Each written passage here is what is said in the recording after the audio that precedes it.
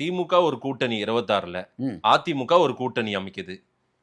நாம் தமிழர் கட்சி தனியா நிக்கிறீங்க. விஜய் ஒரு தனியா அவர் ஒரு ஃபோர்ஸா இருக்க போறாரு. இப்படி நாளா பிரியும் போது யாருக்கு வெற்றி போகும், யாருக்கு அது சாதகமாக இருக்கும்? இல்ல இப்படிதான் கணக்கு போட முடியாதுங்க. அப்படி பார்த்தா அதான் கணக்கு. இங்க சுயேட்சையா போட்டி போடுவாங்க, தேர்தலில் சுயேட்சையா போட்டி போடுவாங்க.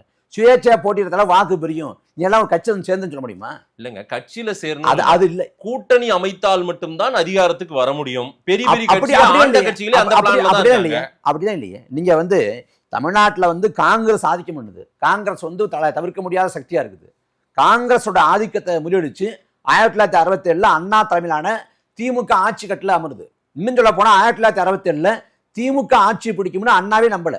அதனாலதான் 67 வந்து தேர்தல் சந்திக்கிறப்ப வந்து அண்ணா வந்து சட்டமன்றத்தில் போட்டிடாம தென் சென்னை மக்களவைக்கு போட்டிட்டாரு. மக்களவைக்கு போட்டிட்டாரு. அன்னைக்கு 1967 வந்து முதலமைச்சர் பழைய இல்லாம தான் திமுக வருது. ஆனா மக்கள் கூட்டணி இருந்தது. கூட்டணி வச்சாங்க. யாரோட? வர அவங்க இல்ல யாரோட? அந்த ராஜாஜி கூட்டணி வச்சாங்க. வர அதுல வந்து எல்லாம் தேவை எழுந்திருக்கிறது. அப்பதான் காங்கிரஸ் அப்ப என்னன்னா நாம் தமிழர் கட்சியின் தலைமையேற்று மத்தவங்க கூட்டணிக்கு வர்றாங்கன்னா அது குறித்து யோசிக்கலாம். நாம் தமிழர் கட்சி யார் தலைமையேற்று போவதற்கான வாய்ப்பும் இல்லை, போகவும் மாட்டோம்.